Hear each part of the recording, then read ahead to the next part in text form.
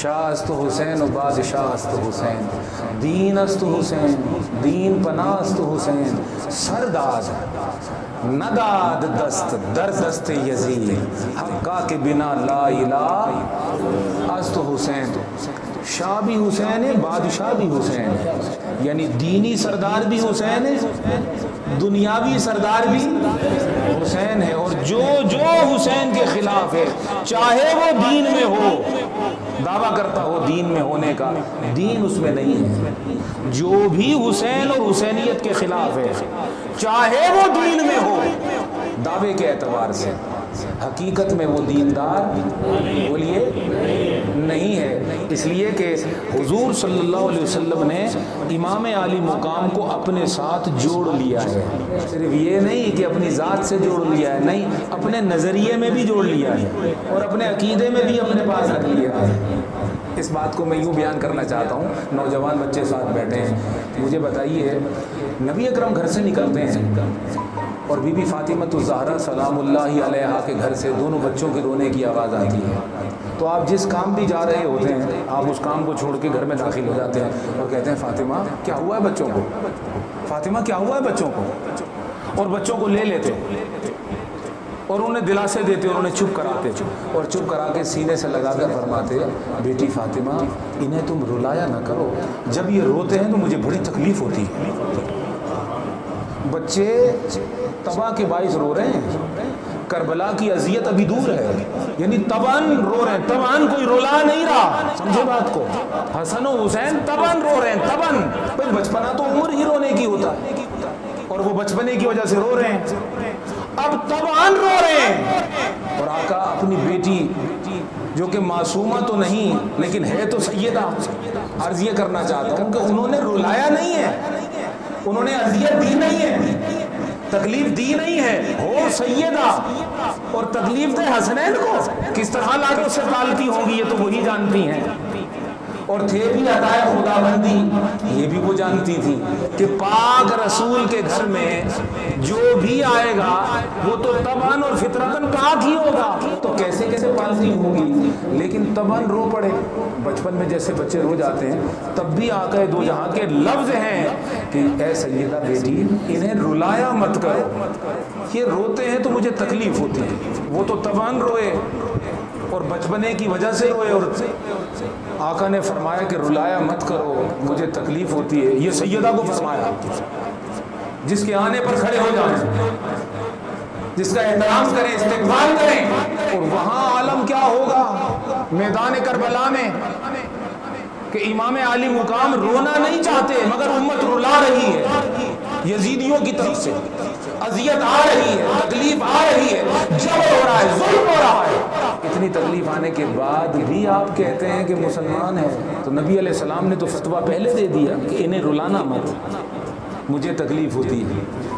اور یہ بات ثابت ہے قرآن مجید سے کہ اللہ پاک نے فرمایا وہ لوگ جو اللہ اور اس کے رسول کو اذیت دیتے ہیں لعنہم اللہ فی الدنیا والآخرہ، اللہ نے ان پر دنیا میں بھی لعنت کر دی، آخرت میں بھی لعنت کر دی، دونوں جہانوں میں لعنتی ہیں جو اللہ اور اس کے رسول کو اذیت دے۔ تو اذیت حسنین، اذیت فاطمہ، اذیت مولا علی، اس کے لیے تو کسی فتوے کی ضرورت ہی نہیں، وہ تو قرآن نے اعلان کر دیا کہ جو بھی اذیت دے لعنت ہے دنیا میں اور لعنت ہے اس پر آخرت میں۔ تو پھر ہم یزید کا دفاع کیسے کر سکتے ہیں، اس کے عمل کا دفاع کیسے کر سکتے ہیں، اس کی ناجائز حکومت کو ہم کیسے شیلٹر دے سکتے ہیں، سیف وے دے سکتے ہیں؟ خدا کے بندے وہ اذیت تھی جو حج کو ترک کر کے امام عالی مقام نے کوفہ کو اختیار کر لیا، حج چھوڑ دیا کوفہ چل پڑے، مدینہ چھوڑ دیا، مکہ چھوڑ دیا، کوفہ کی طرف چل پڑے۔ کتنی فکر تھی انہیں کہ جو دعوت میری طرف آ رہی ہے کوفہ والوں کی طرف سے، مجھے اس دعوت کو لبیک کہتے ہوئے وہاں پہنچنا ہے، اور وہاں پہنچ کر اپنے نانا کے دین کی سنت کا اسی طرح نفاذ کرنا ہے جس طرح حضور بتا کر گئے ہیں۔ جب تک وہ نفاذ نہ ہوگا مجھے اطمینان نہ ہوگا، میں اذیت میں رہوں گا، اور جب تک حسین اذیت میں ہے، حضور نے تو فرما دیا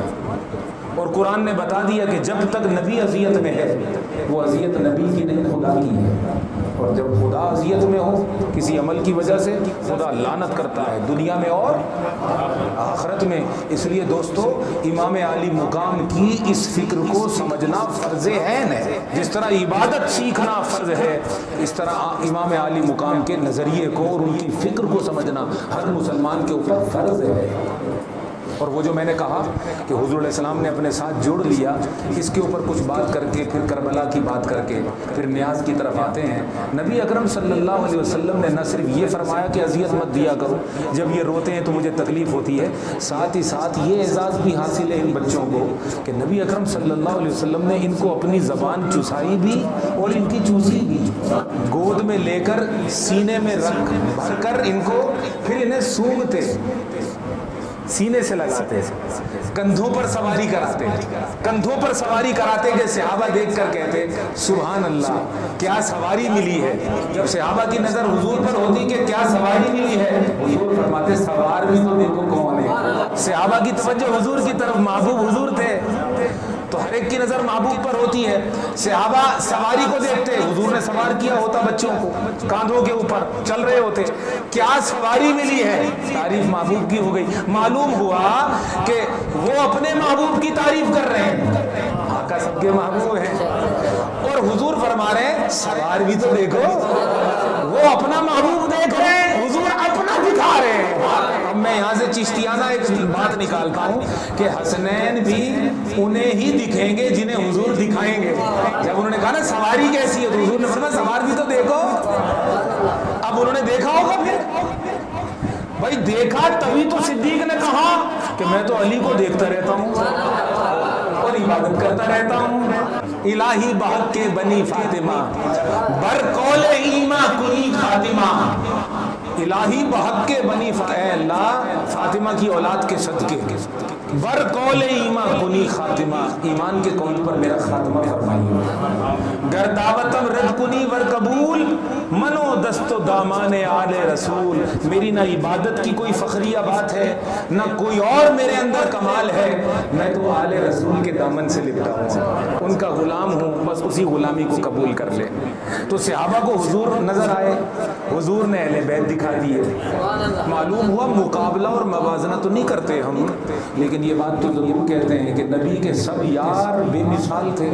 مگر ان بے مثالوں میں یہ جو اولاد تھی یہ انمول تھی۔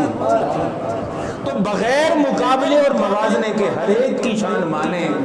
مگر یہ کوئی معاملہ اور ہے، آل رسول کا معاملہ، خاص طور پہ ادب کا معاملہ، تو انہیں مرتبوں میں مت تولا کرو، آل رسول کو مرتبوں میں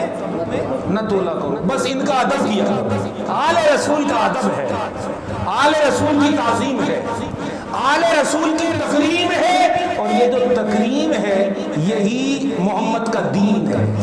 امام عالی مقام اگر ناراض ہیں تو آپ لاکھ دعویٰ کریں اسلام کا، آپ مسلمان نہیں ہیں، اور اگر حسین راضی ہے تو نانا راضی ہے، آقا راضی ہے۔ جب آقا راضی ہے تو اللہ نے فرمایا جب میرا محبوب تم سے راضی ہے میں تو تمہیں اپنا محبوب بنا دوں گا۔